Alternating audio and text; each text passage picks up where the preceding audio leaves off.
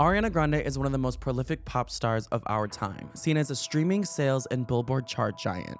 In her one-decade-long career, she's sold over 100 million units, won multiple Grammys, has 8 number 1 hits, 21 top 10 entries, and was the youngest artist to ever headline every major festival. Billboard has called her one of the best vocalists of this or any generation. It must feel so good to be so young, have this fun, and be successful. But like many great divas before her, fame has made her the subject of malignment and filled her life with criticism, shaming, and unmatched vitriol. With every success came a new reason for someone to hate her. She's never had one less problem. In fact, she's only had more and more. On top of public discourse, she's been the victim of devastating loss and unthinkable horror. Every year, people got more and more creative with how to tear her down. However, like the Pacer test, her ridicule gets progressively more harsh as time goes by. In this episode, we're going to look at the biggest pylon of hate she received each year of her career, and specifically how she faced it. The point of this video isn't to say she's perfect or infallible. Some of her criticism definitely has merit, and even as one of her biggest stans, I can address that she is not perfect. This episode is more about how an imperfect human counteracts darkness and gloom, how she persists and keeps her light shining. So here's what we can learn from the tenacity of Ariana Grande, students, and what I think is the thesis statement of her career, how she keeps loving, living, and picking it up because the light is coming. Will you be ready? Also, I would like to give a huge shout out for today's sponsor, Hulu. This episode is brought to you guys by Hulu, so love them. Thank you. All right, so do you guys know what show I'm watching right now? It just came out today. It's called Death and Other Details on Hulu, and I am obsessed with it. It is the perfect murder mystery right now, but wrapped in the most gorgeous, opulent setting of a billion-dollar yacht. And while all of these literal millionaire, billionaire, trillionaires are trapped on this boat, someone who's a very big investor gets murdered, and it turns into the most glorious whodunit. So the fact that it's called Death and Other Details, because it's so focused on the unraveling of the layers of the mystery, and you get to like look in the background for details, it's so much fun. There's glorious actors in there like Mandy Patinkin and Violet Bean. The cliffhanger at episode 1 had me by the throat. So thank God episode 2 was already available. Go to Hulu, check out Death and Other Details now with new episodes every single Tuesday. So let's begin in 2013 when the career was really picking it up, but the hate was just getting started. In 2013, she was this young ingenue, very reminiscent of a young Mariah Carey, someone beautiful, gorgeous, otherworldly talent, a 5-octave vocal range, and seemingly no problems. But boy, were those problems about to stack up. And was Ariana ready for them? I'm not sure. She seemed to always have a tenacious spirit, but even someone with the most light in their hearts and the most empathy and kindness for everyone around her could not handle what was about to get thrown her way. In 2013, her first boyfriend, I guess an influencer, Jay Brooks, I'm not too familiar with this man, but Jay Brooks said that Ariana Grande was a what? Cheater, pumpkin eater. And those are the rumors that have haunted her the rest of her career. He posted on Tumblr or AIM or something that was relevant in 2013 and said, yes, I was cheated on. Yes, it sucks. I was left for another man. Now, he was trying to basically tear down her career just as it started. And as we know, these influencers who are dating these celebrities, once they break up with them, they don't just let them go. They don't let them get away. They use them as a cash cow and a clout bank-in for the rest of their life. So Ariana Grande's response to his 7,000-word essay about how she cheated on him with Nathan Sykes, who was a singer that she did Almost Is Never Enough with on her debut album. He said he was devastated, and he is this innocent man, this promising young man who was broken by this shameful, promiscuous young singer. But her response was, I'm finally happy and your words can't hurt me anymore, directed at Jay on Twitter. It's always okay to defend yourself. My fans know what kind of person I am. Never let any man discredit you or the values you were raised with. Girls, respect yourselves. Keep your head held high and speak only kind words. Know your truth. No one can ever take that away from you. Now, this is what I want to emphasize here, this next line. I'm going to be the lady my mother raised me to be and carry myself with class and dignity, but I will never be any man's press opportunity.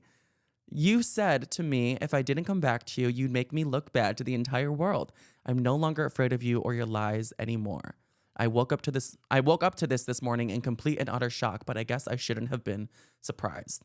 I love how she could have came forward with receipts and vitriol right back at him, posted her James Charles No More Lies video, breaking it all down in a 50-minute format and clocked the tea, honey, and dragged him through the mud for all of us to dogpile on. But she was just like, you know what? Let's not make this about me.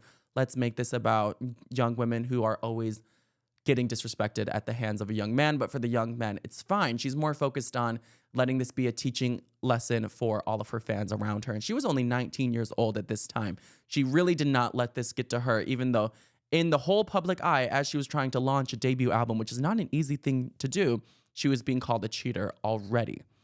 Now, in 2013, that's not where the feuds ended with her young contemporaries.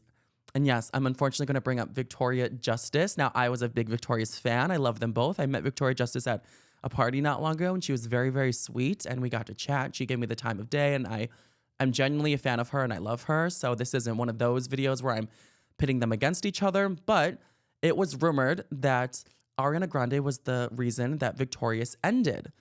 And that was because there was these viral posts that was, no, Ariana did an interview with 17 magazine saying she was bullied on the set of Victorious, and it alluded that it was Victoria Justice. That's why the whole bandwagon of hate kind of started against Victoria Justice. You know, the viral memes, I think we all sing, she's jealous of her, blah, blah, blah. The media really wanted to pit these women against each other. But even though Victoria Justice admitted her and Ariana Grande definitely had their differences, the way Ariana responded was always being on Victoria's side and still to this day shouting out Victoria's solo music when she puts it out, which I love. I'm genuinely a fan of her songs, Only a Stranger and Treat Myself. I think they're both fierce and amazing. And I don't think Ariana's hard to work with diva behavior started on Victorious at all. I don't think that was a symptom of her being a spoiled young child star. And not to point any fingers, but Ariana Grande is still very, very, very, very, very close friends with the whole Victorious cast. So clearly there's something genuine, long-standing, and loyal about her friendship. And she's even extended that to Victoria Justice, who, you know, has definitely given her the 1-2 on Twitter and got her lick in before. The cast definitely hangs out with Ariana a lot, though. For example, Leon Thomas III, who played Andre, helped her produce Yours Truly and some songs on Positions. Robbie, who was played by Matt Bennett. He was in the One Last Time music video. And in the Thank You Next video, we had Trina, Jade, and Robbie. So she's definitely been a fan and friend of her Victorious cast members. She even married Rex. So good for her. The last scandal I want to talk about in 2013, the debut year for our hero, I'll call her, our hero who's constantly going through these struggles but rising on top. She got in these, this is kind of like the start of the snowball effect of her diva rumors, where she would only do an interview from one side of her face. And there's those hilarious clips of her online where she's performing on the Today Show and other fun press platforms where they zoom in the camera on her left side, and she will go to the most ridiculous of lengths to make sure the camera is only getting her right side, even if it means completely disjointing her head and pulling an exorcism and turning her head in a complete circle so you only see her right side. But this came to a head when one of the most veteran E! News hosts, Juliana Rancic, said Ariana Grande is definitely a diva because she kicked Juliana off of the right side of the interview setup, a right side that Juliana Rancic had worked for her whole life, because that is also her good side, And this young new star, Ariana Grande, said, bitch, get to your right or get to your left or you're not getting an interview. Juliana said this of the then 19-year-old Ariana Grande. I remember, I think it was at the AMAs, she came up on the platform and I normally stand on this side, her right side, to the camera. I had to fight 13 years to get this side of the camera. It's my good side, but I fought 13 years for this, okay? Here comes little Ariana, and I feel a bing on my elbow from her team pushing me to the other side. I thought, what's going on? They want to push me to the other side? So I had to be on my ugly side, but I felt a little bit of, either you get on that side or you don't do an interview. I definitely think she does have a little bit of a diva thing going on. Now, a woman singer who is bossy, gets in catfights with her co-stars, and is socially climbing with her boyfriends is definitely who she was cast as in 2013. But in 2023, would all of those things have slid? No. We've heard all of these things before. Was she those, or was she really just a 20-year-old woman being bestowed the misogynistic stereotypes that is now her torch to carry, that she was learning would be a heavy torch to carry for the rest of her career? Let's move on to 2014. This was my favorite era of Ariana Grande. She really should be doing an Eras tour. Students, let me know if you agree. I just loved her like chic, sexy baby image at this time. Her ombre, her half up, half down. She was so sassy but sweet. And I loved the commitment to the pop bit at the time. I just think 2014 was so fierce, and I was so obsessed with everything she was doing that year. But 2014, as she was being this diva dominating the charts, she had 4 top 10 hits as the lead credit. That's extremely hard to do for only your second year out there. She was taking over the whole world.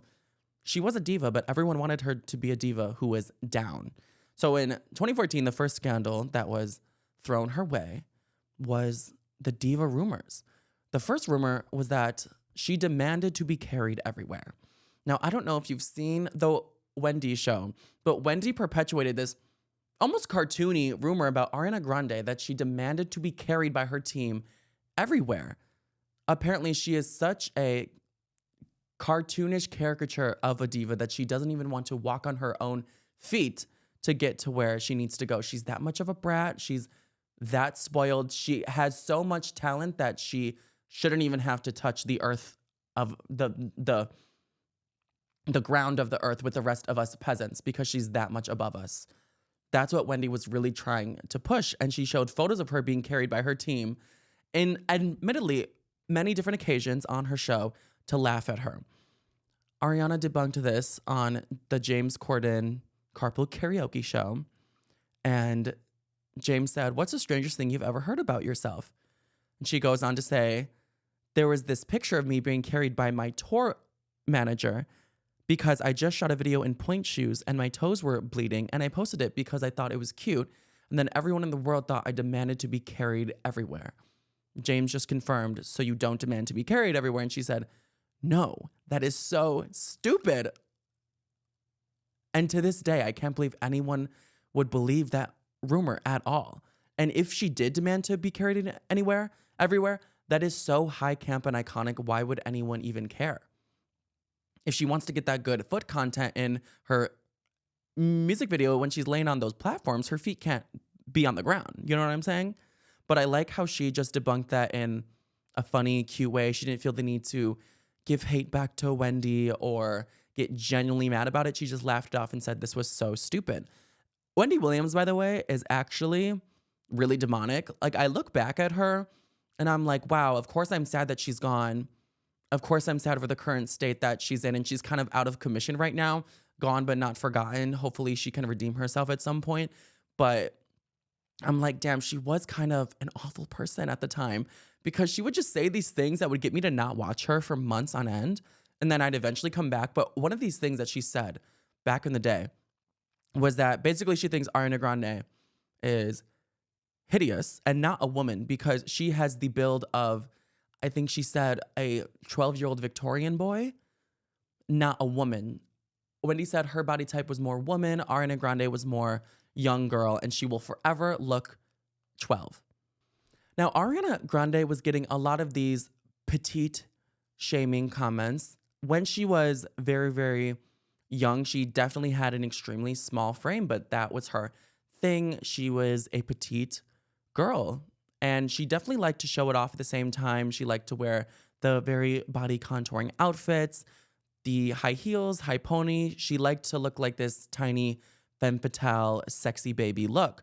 But once the almost overwhelming comments by other women shaming her body, she got a little bit confused and just wanted to remind everyone that we shouldn't body shame skinny people as much as we body shame plus size people.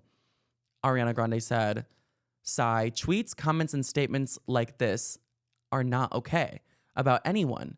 We live in a day and age where people make it impossible for women, men, anyone to embrace themselves exactly how they are. Diversity is sexy. Loving yourself is sexy. You know what is not sexy? Misogyny, objectifying, labeling, comparing, and body shaming. Talking about people's bodies as if they're on display asking for your approval. They are not. Celebrate yourself, celebrate others. The things that make us different from one another make us beautiful. Body boundaries. Love, love, love only." And that's definitely her signature there at the end. Love, love, love only. And I love the message of that. She isn't responding with body shaming back to Wendy or a jab back to the really relentless bullying she was getting online. She was actually just celebrating her own body and being a champion for everyone's bodies. Again, spreading the love and the light. I think in 2014, everyone wanting her to be some sort of bad guys, people were just making her out always to be some sort of evil girl. That just shows how rapidly people wanted her to be a diva. The Mariah Carey comparisons as well. If someone has everything, people think they must be lacking in personality or must have been a bad person to achieve it. And their confirmation bias will confirm that. Wendy, in my opinion, was projecting. She hated her for being too skinny, of course, so she's going to make up the rumor that she's carried everywhere and make these comments that she has the frame of a baby.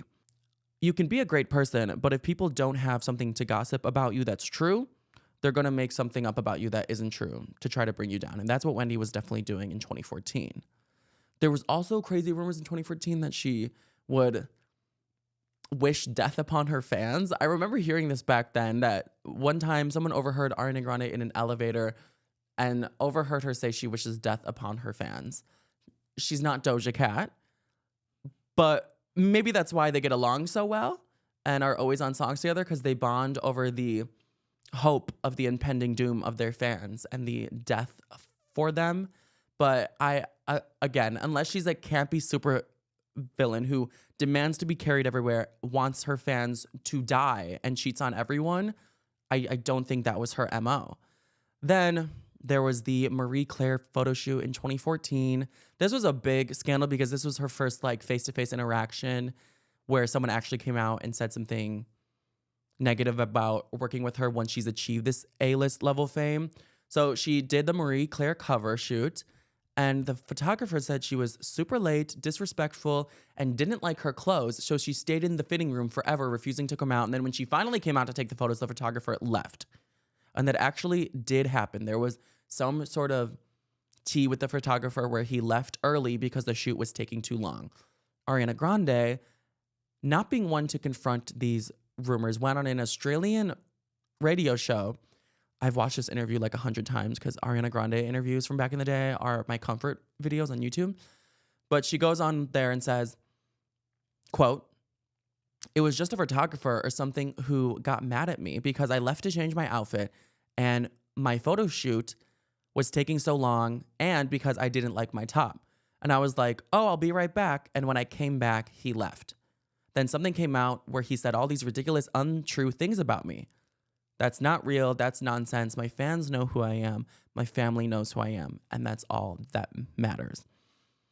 Again, another way that she's responding to malicious rumors spread about her in a very objective, matter of fact, and just defending her character type of way. She doesn't feel the need to take a jab back or fight fire with fire.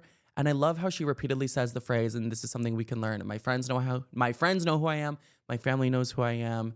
The people who love me know who I am, and that's all that matters. And I totally agree. It later came out that Perez Hilton was the one who was spreading that rumor on his website that the photographer said all of those crazy things about her.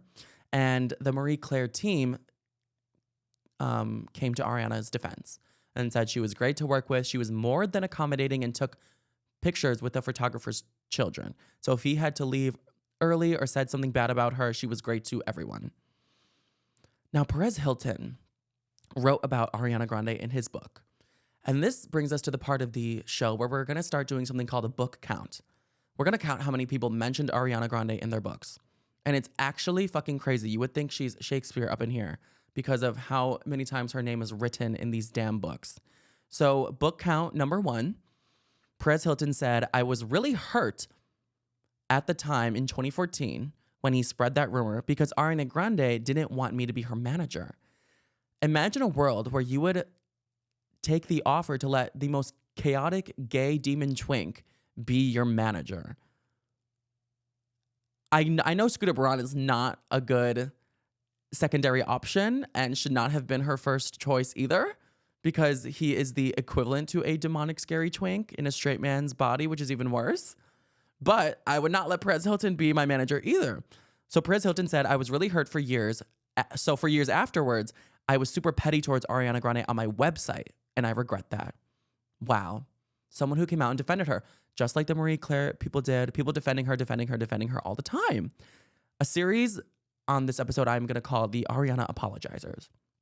People who try to take her down, only to backtrack once they've grown and reflected and realized that they were putting their own projections onto her. To wrap up 2014, we need to talk about Sam and Cat. Of course, another feud with another young contemporary co-star, Jeanette McCurdy. We're not going to get into the whole thing here because we know almost a decade later, Jeanette was not over it and put out a book where she, in excess, mentioned Ariana Grande. But Jeanette McCurdy was very, very young and hostile and bitter towards Ariana Grande in 2014. She made a whole sketch comedy episode about Ariana Grande, which to me, the audacity to bully someone this hard in the public eye and try to get people on your side is crazy. But Jeanette made an episode of her YouTube series where she had a woman come in, play a character called Gloriana. This Gloriana was obviously Ariana because she was a vegan, high pony, floral dress wearing, winged eyeliner sporting girl. In the episode, Jeanette McCurdy made Gloriana out to be an egomaniac who was out of touch and a Valley Girl narcissist who would not stop talking about herself, her bougie lifestyle, and her amazing career that Jeanette did not have, basically foregoing all social cues, making Ariana out to be this wide-eyed, naive, entitled girl. I really hated watching this, and I get secondhand embarrassment for Jeanette every single time I watch because it wasn't comedy, it wasn't clever, it wasn't cute, it wasn't a justified backlash at Ariana. It was just pure, unadulterated bitterness, and it was very embarrassing to watch. Jeanette was clearly in tandem with Perez at this time because Jeanette was also tweeting things about how Gloriana's boyfriend gets cheated on every weekend and he doesn't know about it, referring to Jay Brooks. Jeanette is a future apologizer to Ariana that we're going to talk about. But I want to mention how Ariana's message of only responding to darkness with love and light is reflected in all of her songs throughout the years. In 2014, she put out a song called You Don't Know Me. The first time she gave her musical response to the hate. The lyrics go, you want a perfect picture to believe in, then you can't be looking for me then. This girl you see in photographs is only a part of the one I am. Don't judge me, because that's not reality, and all I can be is in love with who I'm becoming. You think you know me, but you have no idea. I don't live by your rules until you've walked a mile in my shoes. Very straightforward, very theater kid. I just love how she claps back at the girls with music because these other people can't do it. They take it to the streets to fight her. She takes it to the booth. It's so classy. It's so above. And I just love how she reigns supreme in it all. Okay, let's move on to 2015. This is her first like worldwide scandal. And looking back, it just gets funnier and funnier as time goes by. Donut Gate. The lick heard around the world when Ariana Grande walked into a donut shop in California with her boyfriend at the time, Ricky Alvarez. Wrote some songs about Ricky. Now I listen and laugh. She licked a donut and she giggled into his shoulder. And then she said out loud, as the employee was bringing out some supreme donut, I'm sure there was bacon and glaze and frosting and sprinkles on it, a bunch of unhealthy, heart attack inducing shit. And she said, and I quote, "What the fuck is that? I hate Americans. I hate America." Iconic. I mean, iconic that was her response. Now, I know how this can come off very bad. This can come off terrible. And she did not know, being 22 at the time, that there was a camera in that donut shop recording her, that one of the gay, sassy high school minimum wage workers was going to watch and post online. With a very incriminating video of her licking food she did not pay for, which is less than sanitary. But I tell you, I would pay 100 times the amount for that donut if Ariana Grande licked it. That's just me. It looked very, very bad. Now, this could have been catastrophic. But because it was the perfect time, she lucked out. People were extremely upset about, more so, the line of "I hate Americans, I hate America." And I will say, that sounds very in context, but it was taken out of context. But she lucked out because that was in 2015, more so at the tail end. And in 2016, as we know, people started to definitely, let's just say patriotism was at an all-time low in 2016. Things were not going good. So some would say she was ahead of her time, and no one was really hating her for saying she hates America anymore, just because of how bad things were going in that moment. And the body positivity movement was not where it was today. But if it was, and she said, "I hate Americans, I hate America," emphasizing how bad that food is, and she can't believe people actually eat that, that would have definitely not flown today. But gone are the days of being able to, freely condemn people for not treating their health with the utmost thought. And that's what Ariana was trying to convey. But this could have been as bad as the artist formerly known as the Dixie Chicks, now known as the Chicks. That could have been that bad as their scandal of saying they're embarrassed to be from the same state as the president of the United States, because people, I guess back in those days, were very, very, very patriotic, especially when it came to their music stars. They wanted them to signal that they were super proud to be Americans. And if Ariana did this back in the day, it would not have went over well. Let's just say that. Ariana's response, which I fucking love. I love that Donut Gate was so bad she had to go on an apology tour. She went on Good Morning America. Imagine being 22 and having to go on Good Morning America because you licked a donut and offended everyone and said you hate America. And then you're on a show called Good Morning America, I Hate You. Like, that's just hilarious. So she said, "Seeing a video of yourself behaving poorly that you had no idea was taken is such a rude awakening that you don't know what to do. I was just so disgusted with myself." And she said the feeling that she disappointed so many people that love her and believe in her was excruciating. I think that was a good response. There was a bunch of memes of her like smiling and laughing before she responded, as if she did not mean it at all. And my favorite part about the apology tour of Donut Gate is that it was in tandem with Scream Queens airing. Scream Queens was a show that she was on in 2015, which I'm a huge fan of. I literally went to New Orleans and like walked past the Scream Queens house because I'm so obsessed. But on Scream Queens, Chanel Oberlin, the iconic main character, this was after Ariana Grande's character got stabbed in the head because she was being murdered and was too fucking stupid to just walk out of the door after she got stabbed the first time. She went to tweet about it on her computer and say, "Help me, I'm getting murdered," and I'm gonna live tweet about it and text the killer to stop. Her character was dead, but Chanel's character offended all of America because she called Obama a total div, which is like a dumbass. And Chanel had to go on an apology tour. And in the show, Chanel was like, "What I have to do is go on an apology tour. You know, like celebrities do after they say something super offensive, they go on every single news station and pretend to apologize, even though they don't mean it at all." And it's so fucking hilarious because exactly simultaneously, one of her co-stars in that show was doing what she was talking about. And it worked. She completely did not mean it and also plugged her perfume at the end of each of those interviews. So she really finessed everyone and it came at a great time. But I do like how she admitted she was wrong and learned from her mistakes. As her previous song said, I can only be in love with who I'm becoming. She went on the show and said, I'm not here to make any excuses or justify my behavior because I can't. I'm just here to apologize. I'm extremely proud to be an American. What I said in a private moment was taken out of context, and I'm sorry for not using more discretion with the choice of my words. What I said in a private moment with my friend who was buying the donuts was taken out of context. As an advocate for healthy eating, food is very important to me, and I sometimes get upset by how freely we as Americans eat and consume things without giving any thought to the consequences that it has on our health and society as a whole. The fact that the United States has the highest childhood obesity rates in the world frustrates me. We need to do more to educate ourselves and our children about the dangers of overeating and the poison that we put into our bodies. We need to demand more from our food industry. However, I should have known better in how I expressed myself. And with new responsibility to others in the public, I will strive to be better.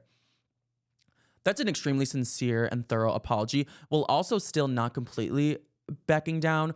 Obviously, I don't agree with what she said, and licking that donut was gross. Admittedly, she should not have done that. The donut shop actually had to lower their sanitization rating from an A to a B because of Ariana Grande. I tried to go to the donut shop. It is now closed down. I mean, that's like a national monument to me. I don't know why they would do that.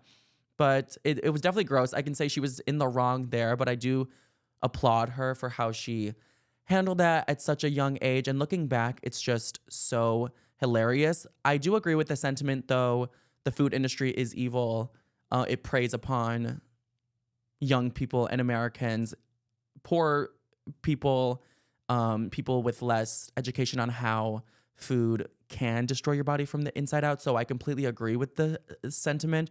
I do not agree with the body shaming, though. It's the food industry's fault for sure. But I love how she can learn from her mistakes. And let's just be real. All of us make funny, kind of like harsh, shocking comments with our friends because we get off on the gag of it because it's shocking and funny to not say, wow, that food is very unhealthy and America has the highest childhood obesity rates. No one says that casually with their friends. We say, ew, that I hate Americans for eating that. That's gross.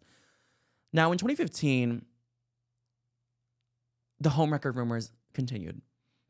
Book count number 2, the second book she is mentioned in. She's a New York Times bestselling author at this point. Naya Rivera, the icon legend. I have not enough good things to say about Naya. R.I.P. I'm so devastated every single day when I wake up and remember that Naya Rivera has passed. She was too good for this earth, and I love her. She was dating Big Sean at the time, Ariana's collaborator that she was currently working on the song Best Mistake with. Maybe they were a mistake together, but Naya said in her book one day when her and Big Sean's relationship was crumbling, they were fighting all the time, they were fighting so often they would break up, then get back together, then break up, and then get back together, that one day when they were fighting for 5 days straight and didn't talk, she caught Ariana Grande with Big Sean on a couch. Not canoodling, not banging, not bumping uglies, just on the couch. In her book, she said, once we'd been fighting for 5 days straight while he was traveling, and then on the one day that he was back in LA, he said he didn't want to see me. I was like, well, asshole, I've got a key to your house, so I'm going to come and see you. That is so Naya Rivera to say. And I can hear her voice exactly how she would say it. I love her. She says, I walk in, go downstairs, and guess what? Little girl is sitting cross-legged on the couch listening to music. Come on, people. I'm not going to tell you, but you can guess. It's not that hard. It rhymes with Shmariana Shmonde, if you were really having a hard time. Now, I love the absolute loophole she found there for the lawyers in that book. She can show that to the judge and say, who is Shmariana Shmonde? I didn't defame her. That sounds like a Sesame Street character, if you ask me. This is also as challenging as a guess who as the Gucci ad. Who is that girl in that photo? Is it Ariana or is it Shmariana Shmonde? So a few years later, Naya Rivera came out and kind of backtracked on them a bit on the rumors. She was definitely still insinuating that Ariana Grande was a homewrecker, this being her second tally in the homewrecking rumors. Naya said, I never said they were cuddling. I never said he cheated. I just said they were sitting on a couch. Sean, at the time, denied the cheating allegations and denied everything that Naya Rivera said.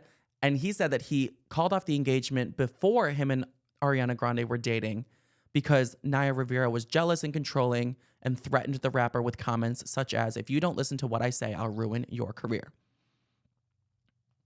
Now, the timeline here, of course, Ariana Grande is going to be listening to music, sitting cross-legged, legs closed. Sorry, but like legs closed on a couch because they released their collab together in August. Of course, they're going to have to be in the same room together in April if they want to make this collab. They were found sitting on the couch together in April. Naya and Big Sean broke up in April. They didn't start dating until August.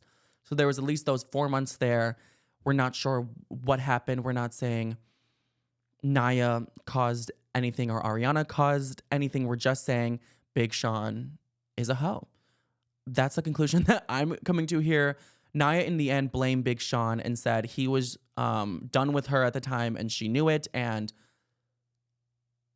she accused Sean of going with Ariana Grande because he is a user and he used Naya. And then when he felt like he couldn't use Naya anymore, he knew Ariana was blowing up and he went to the Grammys with Ariana Grande the first year she was nominated and took every single photo with her.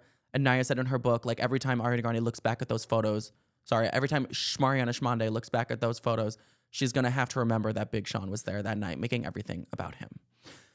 With all the rumors that were cast upon her in 2015, she came out with the song Focus. Focus on me. With Jamie Foxx doing the chorus, which is like the main thing I know him from. With the lyrics being a clap back, but also a plea to get out of the darkness and join her in the light and stop hating on each other. Have you ever seen Ariana Grande publicly bash or hate on someone? Besides Pete Davidson? No. She says in the lyrics, I can tell you're curious. It's written on your lips. Ain't no need to hold it back. Go ahead and talk your shit. I know you're hoping that I'll react. I know you're hoping I'm looking back. But if my real isn't real enough, I don't know what is. Let's find a light inside our universe now where ain't nobody keeps on holding us down. Just come and get it. Let them say what they say because I'm going to push them all away. She doesn't respond with hate. She responds with the sentiment that she knows who she is. And no matter what she does, people will blur timelines and misconstrue her nature to look bad, yet she's always looking for the light in the universe. Now moving on to 2016, the Dangerous Woman era. And unfortunately, when you think of 2016, the first scandal you probably think of Ariana is the blackfishing race bending scandals that she was going through. The first thing that comes to mind is definitely going to be the AMA's 2016 photo where she's wearing the lingerie, like little bralettes and the white long pants, and she seems to be more spray tanned than ever. Her complexion darker than ever, and people were accusing her of blackfishing, basically appropriating the attributes of a black person to try to capitalize off of the aesthetic and the beauty and all of that. Now, I will say that is unequivocally bad. She definitely tanned too much. I'm not here to defend her in all of those natures. Of course, I don't appreciate race bending. It is very wrong to do, to try to get all the good parts about being a different race without carrying the weight of what said race has to go through. Ariana Grande, I will say, misstepped there. And it was not a good look. I know everyone likes being tan, but it was not a good look. So Ariana Grande at the time, she did not make any comments about it. She performed at the VMAs after the AMAs, and she was standing next to Nicki Minaj, and she looked a little darker than Nicki Minaj, which should definitely sound an alarm. That is definitely a problem there. I will say people spread edited photos as the main evidence of her wrongdoing here. There's the photo of her as Kat is victorious next to the one of her at the AMAs, but it's completely edited, tuned down to make her look darker than ever, as if people like wanted to promote this way of being and this problematic behavior. I never got the thought process behind making it look worse than it was to that insane degree, because you're actually just promoting this to everyone. Where if you see real photos of her next to other people, she looks less intensely dark, as the internet was trying to make her look more matchable to people who were also white in the crowd. And I will say her makeup artist defended her at the time, saying it seemed as though the shade of makeup she was wearing was appropriate for her. But I will not defend her any more than that. I think she definitely misstepped in that area. Pete Davidson later would make a joke about it on one of his stand-up specials, saying, "My career would be over tomorrow if I spray painted myself brown like Ariana and hopped on the cover of Vogue magazine and just started shitting on my ex." And now I hate Pete Davidson. He may have a point there. Pete Davidson would definitely not get any sympathy because he always looks pale and emaciated. So it would look absolutely crazy if Pete Davidson did that. I think Ariana was using the hunch of being Italian. So in her mind, she was like, oh, I can be tan. Sure, I can be that. And sure, Italians do have that skin that can get dark and then very pale. And she's been on both ends of that spectrum. Again, not my place to defend. She was definitely wrong in that situation.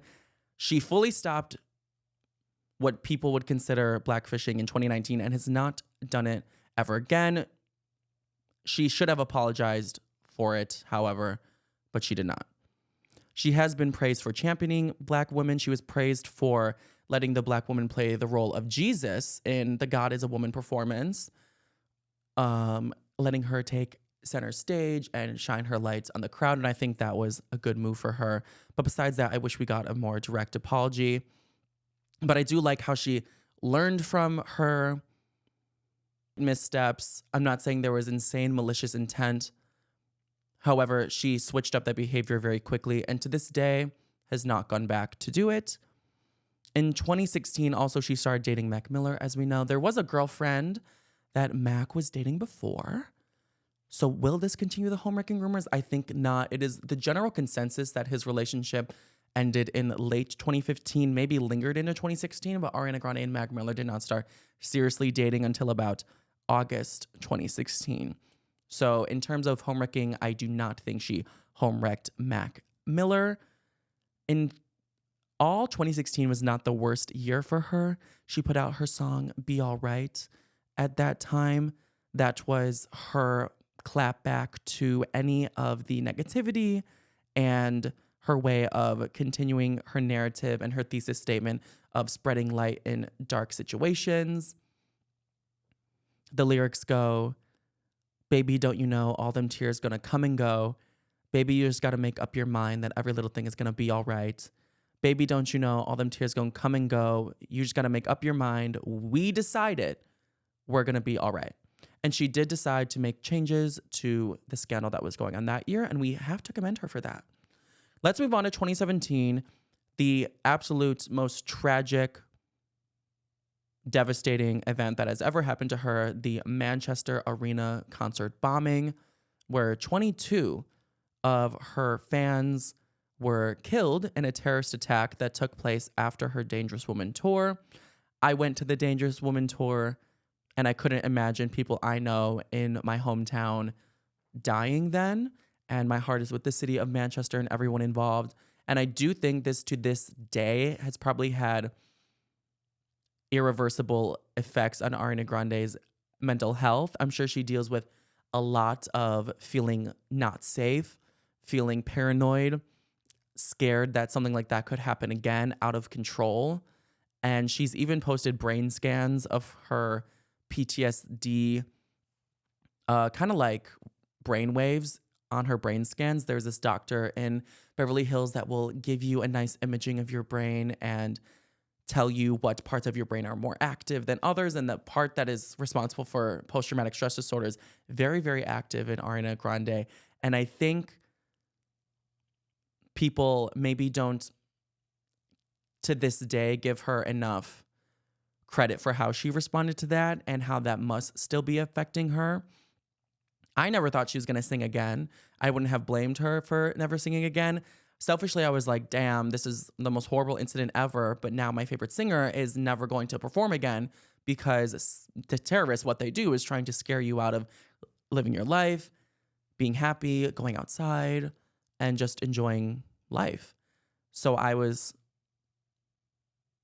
understandable that maybe she would never want to perform again, but very sad at the same time. Ariana Grande even said on Good Morning America that she never thought she was going to perform again. And for months and months, she was devastated and crying and did not know how to react. But in her crusade to fill the world with light and healing energy and love, she, only 2 weeks after this tragic incident happened, came out with the One Love Manchester benefit concert where she raised millions and millions of dollars, used her power, used her influence. That was the reason for the bombing in the first place. They knew a lot of young children would be at the Ariana Grande concert. She decided to do what no one thought she would do and bring thousands of people together in the same concert venue. Again, not the same exact one that she was at, but in the same kind of space. Again, gather for a concert and televise it to raise money along with fellow pop stars like Katy Perry, Niall Horan, Justin Bieber, Miley Cyrus. We love all of them for being there for her. And she came out with her comeback single, No Tears Left to Cry. Everyone was expecting this to be a ballad, a piano, devastatingly tragic, haunted ballad. And we know she can slay that. But when it started with the synthy, more darker tones and the operatic voices, and then turned into a dance song, everyone was taken aback. And I think the whole world understood, wow, she's really that bitch. Because not only did she not want to make it all about her, she didn't want to wallow in the public like that. She didn't want to take her well-deserved time to be depressed or cope via her music. She didn't accept pity from the world. Instead, she offered support to everyone and tried to heal the world of the fear that we have of constant events like this happening. She said, the terrorists will win if we want to stay inside, if we don't want to keep on making music and keep on singing. And she had to talk herself out of the mindset of wanting to just stay inside and be sad forever. The lyrics of No Tears Left to Cry say, right now I'm in a state of mind. I want to be in like all the time. I have no tears left to cry. So I'm picking it up, loving and living. I'm turning it up. I just want you to come with me. We're on another mentality. We're picking it up. We're loving, we're living, we're turning it up.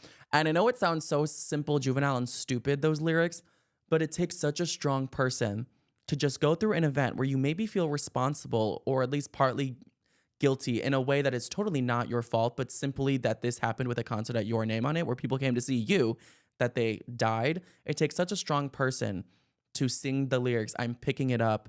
I'm being tenacious. I am being persistent and determined in my pursuit of happiness. And I'm actually going to try to move on from this and help everyone else cope and move on too. What a strong leader she is. That single blew me away with how strong it was. Truly, I could not believe that was her response. And I don't think we applaud her enough for it.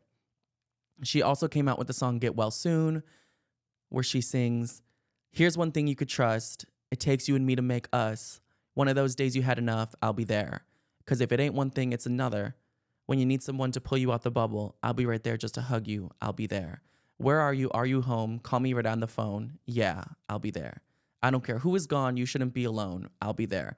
She wanted Sweetener to be wrapping a metaphorical hug around all of her fans that listen and let them all know that it is going to be okay, expressing her radical empathy and her desire to heal the whole world. Let's move on to 2018. This is a continuation of a really series of unfortunate events for her.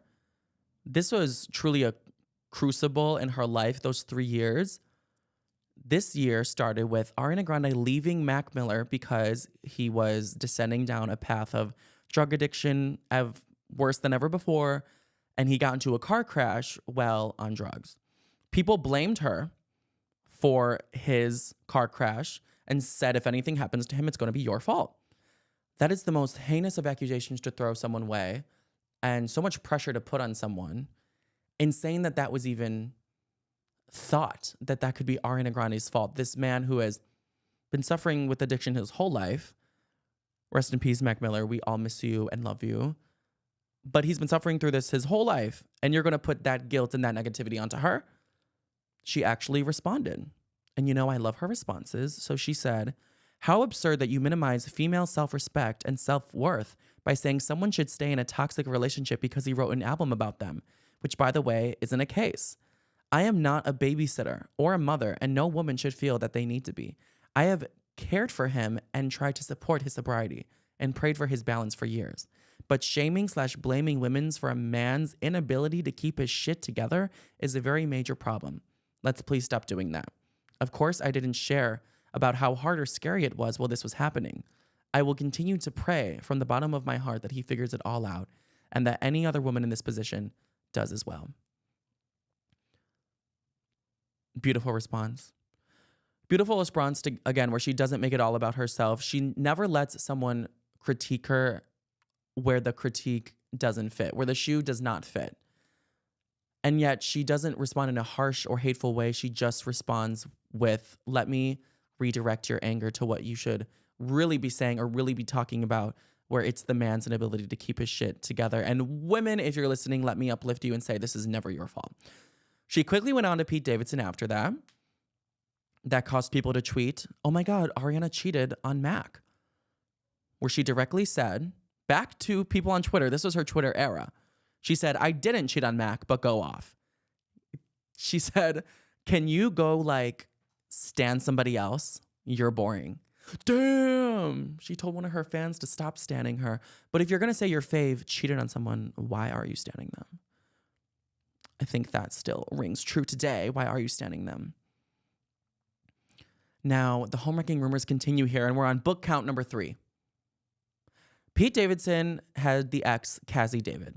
Cassie insinuated that Ariana Grande stole Pete from him and that she found out via Twitter that her boyfriend left him for Ariana Grande. While she was on the plane and crying with her famous dad, with her nepotism private jet, she was crying that she lost her man to Ariana Grande. Maybe they can make a support group about it. Only later on to say in her book was titled "No One Asked for This," and I'm not saying it's true, but the shoe does fit, where she said she dumped Pete before he got with Ariana Grande.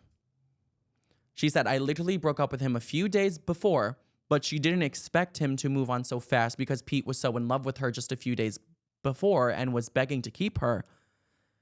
Maybe Pete just took the breakup very seriously, and Ariana Grande had expressed a little bit of interest. Maybe she didn't know if he was taken, asked her on the SNL set, "Is Pete taken?" And he knew about that in the past, so he went with Ariana Grande. We know he's not afraid to shoot his shot with his BDE. In response to all of the crazy accusations and hate she was getting in 2018, her very literal song about the light and the love that she came out with was called "The Light Is Coming." The song goes, what did she say? What did he say? You don't listen because you know everything.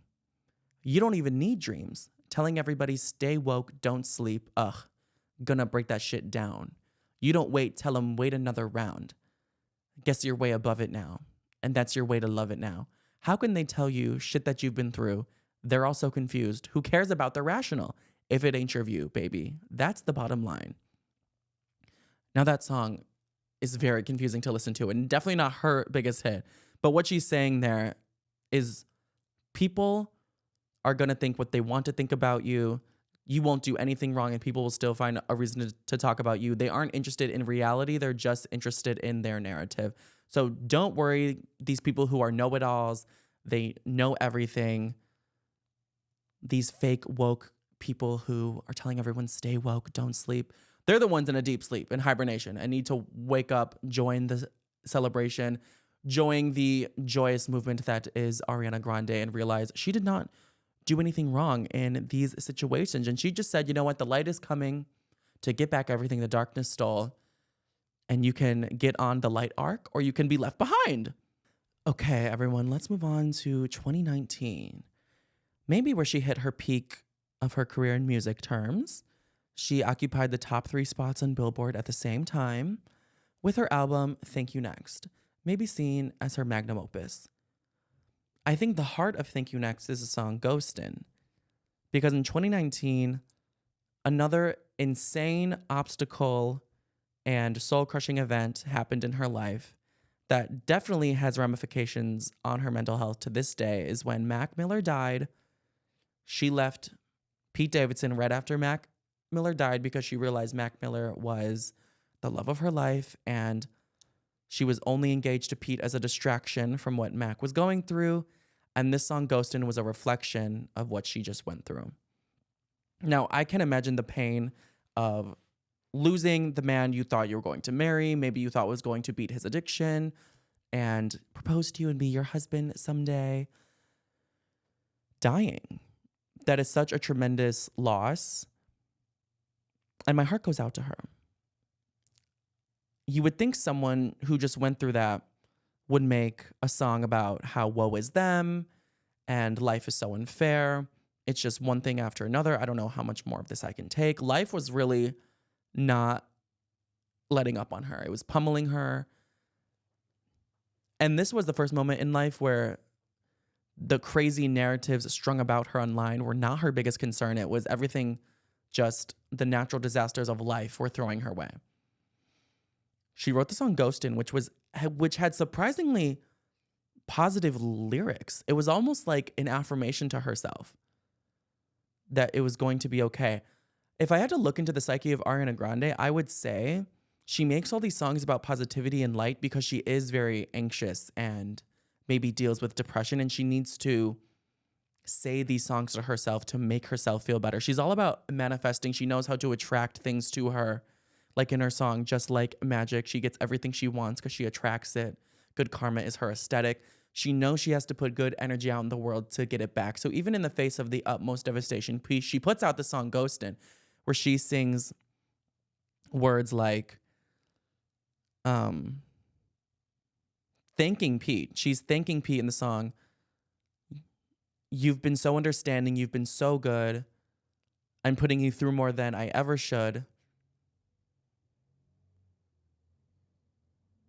And I'm hating myself because you don't want to admit that it hurts you. I know that it breaks your heart when I cry again over him. She's saying, I know Pete can tell that I loved Mac more than him, even though I was only engaged to Pete. And that probably hurts Pete a lot that she realized she doesn't want to be engaged to him anymore because the love of her life died. She goes, but thank you for helping me through this, Pete. I love you. I appreciate you. And then the chorus was, we'll get through this. We'll get past this. I'm a girl with a whole lot of baggage. Even after all that we've been through, there's so much to look forward to. We'll get through this. We'll get past this. I really don't know where she finds it within her soul to come out with uplifting lyrics about that. We'll get through this. We'll get past this. There's so much to look forward to after you just went through the worst year I think anyone has ever had in their whole life. It just goes to show her commitment to the bit of healing and bringing positive energy to herself and to the whole world. And I think this was just a desperate attempt to brainwash herself. I don't think she thought it would be okay, but I think she was like, it'll be okay. It'll be okay. I definitely like saying affirmations to myself too, along those lines. Like, our brains are just wired to be so anxious and down on ourselves. So I definitely have to force in some necessary positive thoughts. And I think that's what that was. In addition to the Thank You Next album, the title track was called Thank You Next. And when you think about a breakup song about your ex, you think of something negative, you think of maybe something A, B, C, D, E, F, you and your mom and your sister and your dog. Or maybe something along the lines of Taylor Swift, where she writes something so incriminating about her exes that they can never leave their house ever again and they're ashamed to go in public. That's not what Ariana's vibe is. She's actually thanking all of the exes.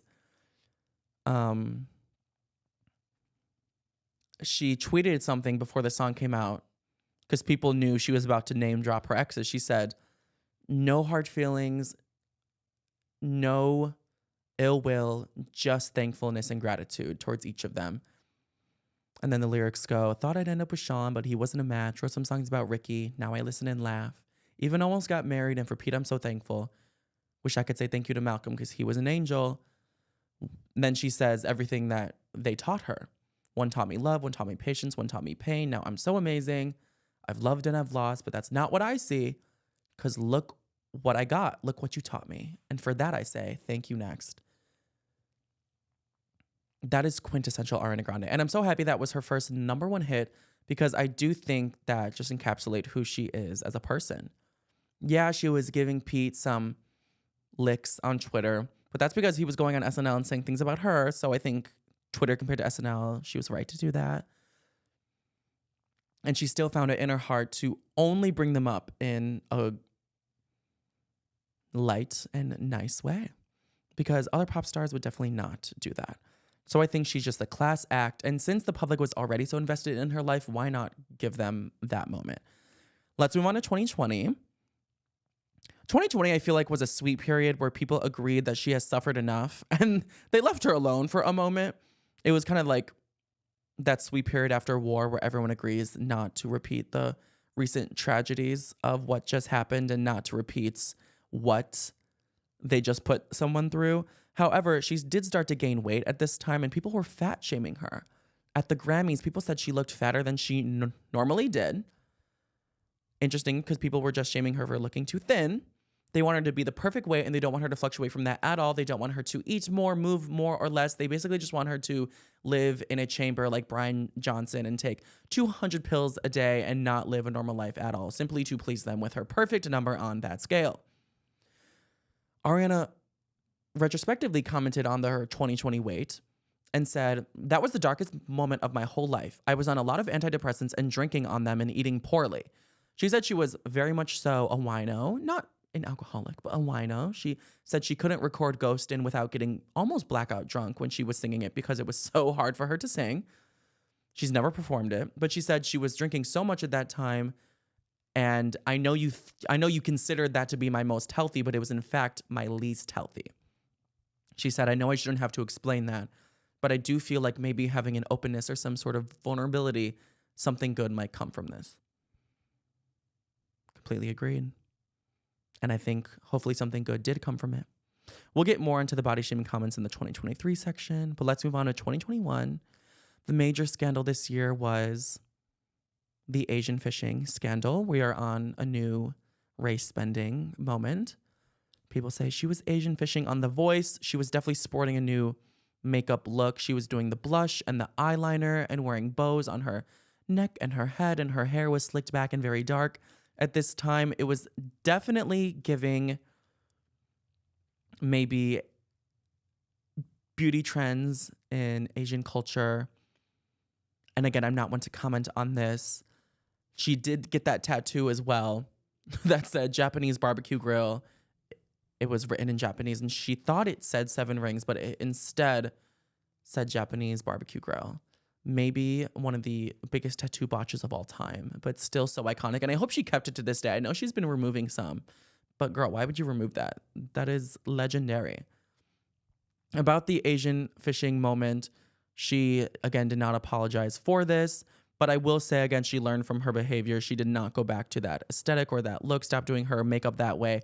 And again, retrospectively in 2023, she kind of gave a little hint at it.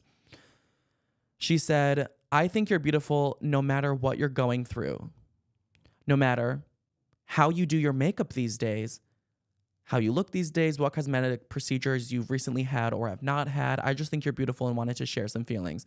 I think her mentioning how someone does their makeup these days, she was kind of being like, you guys, like trends come and go. I was just doing my makeup in a specific way that year. But I will say she learned from her behavior and now she's blonde and does her makeup in a completely different way and undid a lot of her filler and lip filler and Botox and things of the sort. So she looks very different from that and she has not gone back to it again. I think one of her Love and Light songs from that year was her song Shut Up, which I love. It's one of my favorite songs. And she's like, damn, people are just going to hate me for anything. So I'm actually just going to make a song called Shut Up. And it's not, it is politely telling her haters to shut up, which can be seen as harsh and like a mean clapback. But the lyrics are more so like, here's what you should do with your time instead of commenting on me. The lyrics go, how you be spending your time, how you be using your time. You be so worried about mine. You can't even get yourself none. You know you sound so dumb. You know you sound so dumb. So maybe you should shut up. Because she vibrates high and her circle is lit. They're not really with drugs and shit. She loves the game, so she never misses. And she keeps your opinions muted for the hell of it.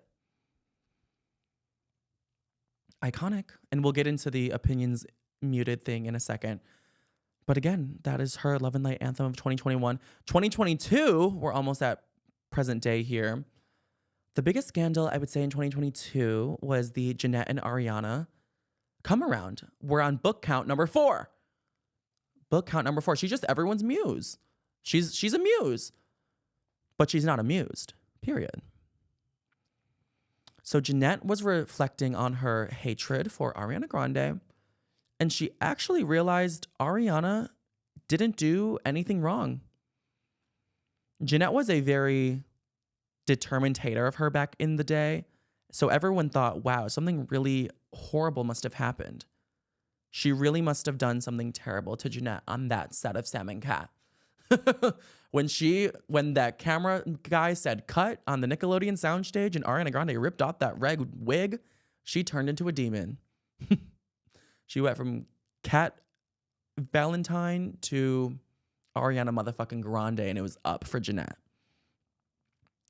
Jeanette reflected in her book called I'm Glad My Mom Died, which I'm sure Gypsy Rose Blanchard would love. And she said, I didn't like Ariana. I couldn't like Ariana. But not because she was a bad person, because she did this. Ariana was at the stage in her career where she's popping up on every 30 under 30 list that exists.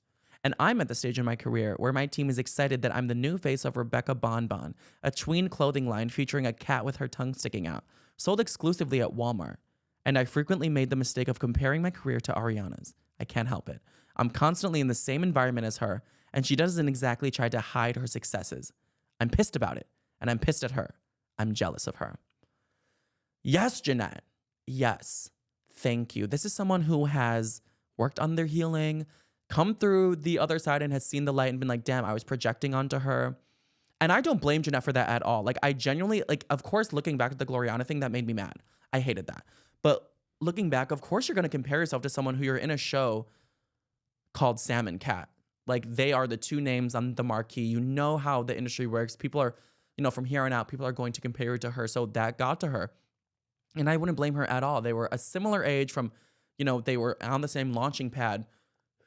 So it's hard not to internalize why Ariana is taking off so much and Jeanette is not. But, I mean, obviously from our point of view, Ariana's just taking off because she was definitely, predestined for pop star life. And Jeanette is an amazing actress and an amazing storyteller. They had just had different paths. And I think Jeanette was mad that Ariana Grande had the best stage mom, the best people behind her, best contracts. She had the utmost support and flexibility with pursuing her career, and Jeanette did not. And I actually, I fully forgive Jeanette for coming around. I no longer hold the Gloriana segment against her. I put that behind us. And I love you, Jeanette. Maybe when your dad dies, you can put out a sequel called I'm Glad My Dad Died, because I love that book. So that's an Ariana apologer who I actually love. Now let's get on to 2023. We're going to wrap this shit up. The most recent year that we have the tea of Ariana Grande, and we know what the two scandals were. She was going through it. She's that bitch. She didn't even put out any music or anything, but she's causing all of this conversation. This was when she was really getting it so hard that she had to put out multiple public statements just by existing. I was doing research for this video last night, and I was actually starting to have anxiety. And I could see there's just so many think pieces about this young woman online, Ariana, that it would give me a panic attack. I was like, wow, there's so much content about her. If I was her, I would just explode. I don't know how she keeps their positive vibes. I really don't. In 2023, her body was questioned, saying she was too thin. She looks like she doesn't eat, promoting, ED behavior, the heroin thin chic look. That's what everyone is saying. And they think this is some like attribute of her attention seeking behavior. But in my eyes, being an Ariana Grande fan, she's always been extremely thin in 2013, 14, 15, 16, 17. Yeah, she gained a bit of weight in 2018, 19, 20. She admitted because she was drinking and on antidepressants, and then she went back to her standard weight. She's a vegan. She's super passionate about her eating, and we don't know the full story of any conditions that she has. Some people have faster metabolisms or thyroid issues where they cannot physically hold a lot of weight on their body. We just don't know what's going on, and if it's working for her, it's not to that point where it's ridiculous. So she had to come out and say on TikTok, because that's the new Good Morning America here, going on TikTok. She says, I think we should be gentler and less comfortable commenting on people's bodies, no matter what. If you think you're saying something good and well-intentioned, whatever it is, healthy, unhealthy, big, small, this, that, sexy, not sexy, we should really work towards not doing that as much. I think you're beautiful no matter what you're going through. As the quote I said before. And she said, beauty for me used to be about hiding, but now it's not. Beauty for her is just being her. That's why she's sporting the less makeup look, the less filled and plumped and lip filler, Kardashian-esque look. And I don't like when people accuse her of being like a body trend chaser. I will fault her for the race bending thing trends that she seems to go through, but I won't fault her for the body things because she's not like a Kardashian who's getting the BBL and then undoing the BBL and then losing 16 pounds in 3 weeks to fit into a Marilyn Monroe dress and following the thin aesthetic that's back in. She's kind of just always had her tiny body and gained a little bit of weight once. But it's not like it was weight in a certain area. She just generally gained a little bit of weight once. So the discourse about her body infuriates me. I feel bad that she even had to put out that statement. And everyone agreed at that time. Everyone did love her until maybe the worst scandal of her whole life came in 2023, where the home wrecking rumors started. Well, on the set of her new musical, she apparently, allegedly, fell in love with a married man while she was a married woman. That married man being Ethan Slater, who played SpongeBob in a Broadway play, which, I mean, a lot of girls are attracted to SpongeBob. Spice loves SpongeBob. Like, SpongeBob was a player. He lived in the Bikini Bottom. Y'all hoes can't even get in a Bikini Bottom if you tried. So SpongeBob is an icon. They think Ariana Grande stole him away, whisked him away, poached him like the evil, overarching, apex home-wrecking predator that she is. Now, the whole world seems to be against her. This is the most unanimous hate she's got, where people actually said this is 100% deserved. She's broken the social contract. Why can't I say that? She broke the social contract that we have laid out for ourselves, where there are just things people shouldn't do to other people, like stealing someone's husband away when they just had a baby. But if I must remind you of the receipts, proof, and timeline and everything in this saga, Ethan Slater, the man who she is now dating, was with Lily J until 2022 in November. Ariana got with him in July 2023. They had their baby in August 2022, and they were both reportedly divorced at the beginning of 2023.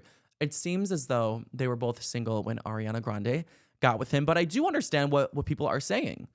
I won't completely vindicate her here. There is some merit to what people are saying. There's definitely a gray area where it seems like if you've been with someone for so long and you have a baby, even if by your account the marriage is over, maybe you should just have some more tact and realize maybe there's some more to work out there, and you should let them deal with that and, you know, be his friend, be cordial with him on the set, but do not pursue him at this time. I will agree, Ariana cannot be alone.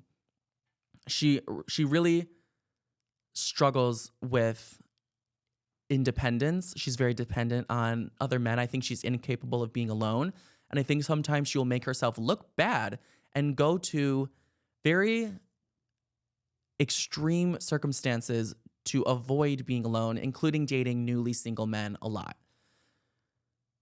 The way she got Ethan so quickly was gratuitous and unnecessary, but I don't think there was some crazy ill intent there. She was really planning to break up the home and look that baby in the eye and say, sorry, babe, you're going to have to spend your first Christmas at 2 different houses.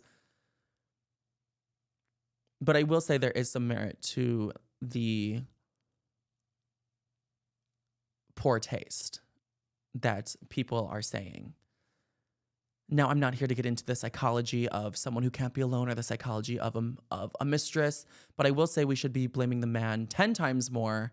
Page Six was the outlet who first reported on these rumors, saying that Lily J was so blindsided and completely devastated, and this is the first time she's hearing about this through these news articles, that her husband left her and her family was collateral damage to Ariana not being a girl's girl. And not being a girl's girl, said from one basic bitch to another, is like the deepest insult you can give someone. Not being a girl's girl, she may have punched her in the face by saying that. Now in 2024, this week, Page Six added an amendment to that first article that made everyone hate Ariana Grande and said that basically, even though Page Six put out all of these rumors about her, there was never enough to substantiate the claims. We don't know the true timeline, and we cannot, with complete confidence, say Ariana Grande actually is the reason that their family separated. And then Lily J came out via TMZ and said, I don't even know where those sources of what I said came from. She did not understand what being on the record meant, and that her and Ethan had a discussion about Ariana Grande before it was released to the press. So while I do think there was a gray area where there was a lot of poor taste, and Ariana Grande struggles with being alone and makes bad mistakes to avoid being alone, and she could definitely work on that with her therapist. She may be insecure. She may want to see her worth in being with a man who was just with someone else, or maybe she finds comfort in being with someone in the same situation as her who just got out of a relationship and can like trauma bond over that. I'm not here to get into the psychology of the whole thing. I'm not here to completely fault her. Everyone hates Ariana Grande right now, and I just want to be the one person who doesn't hate her.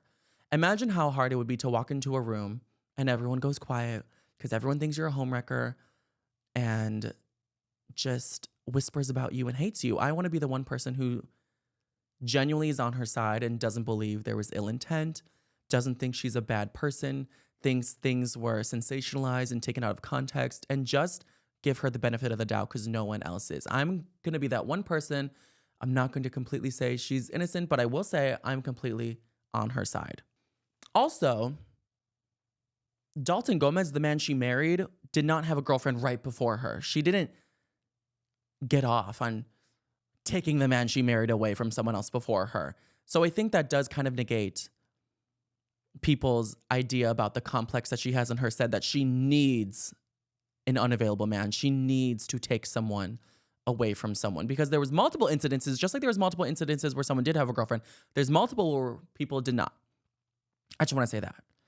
Now, to wrap this episode up, I want to talk about Yes and.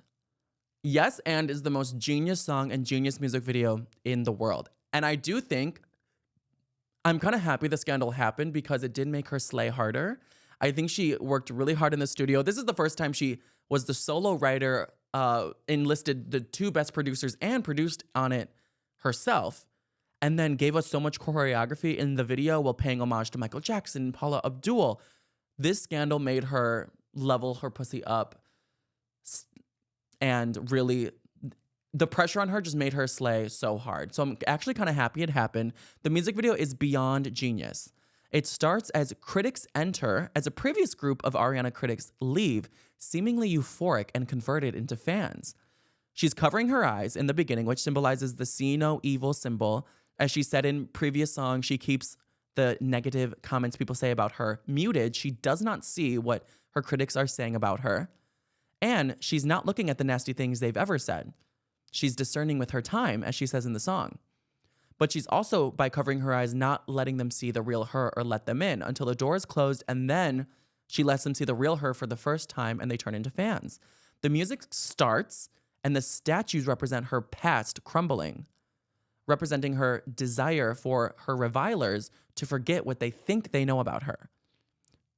Later in the music video, she puts a red heat lamp on them, saying that she's putting the heat on the critics For the first time, the tables are turned and she's putting them in the hot seat to see how they like it. And they're starting to sweat, not like it, get uncomfortable. So she approaches them with a tuning fork to fix their energy, align their energy, and fix their chakras, while saying everything she would hope all people who have a judgmental tongue would learn. She's not trying to placate them or win them back. She doesn't feel bad that they've hated on her. She feels bad that they're hating and she wants to help them.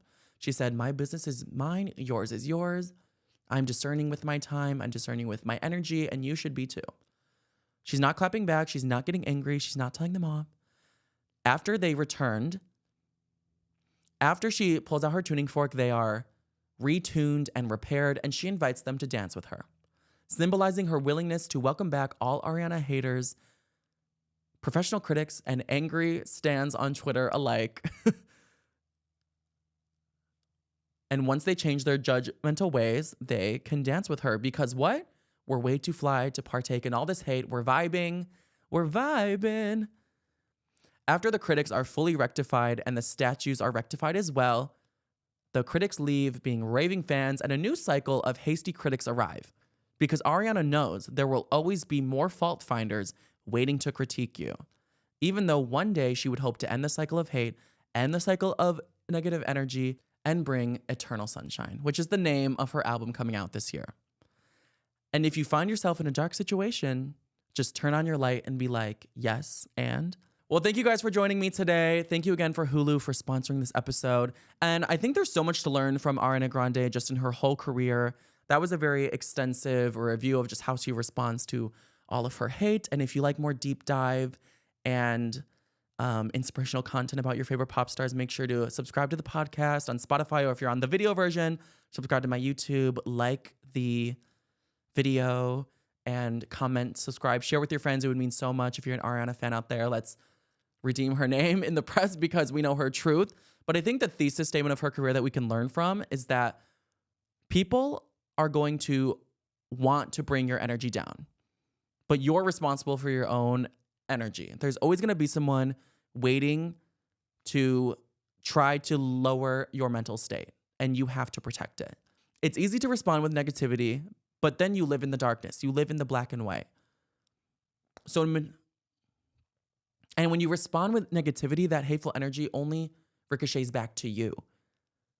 Responding to hate with more hate is actually only going to hurt yourself, and Ariana knows that. So no matter how cruel the world is to you, no matter what cards you're dealt or darkness you received from others, why respond with hate when you can live in eternal sunshine? The thesis statement of her career is that it's your own responsibility to keep your own light. Your happiness depends on you. And in a world that's trying to break your soul, it's yours and only your responsibility to protect it.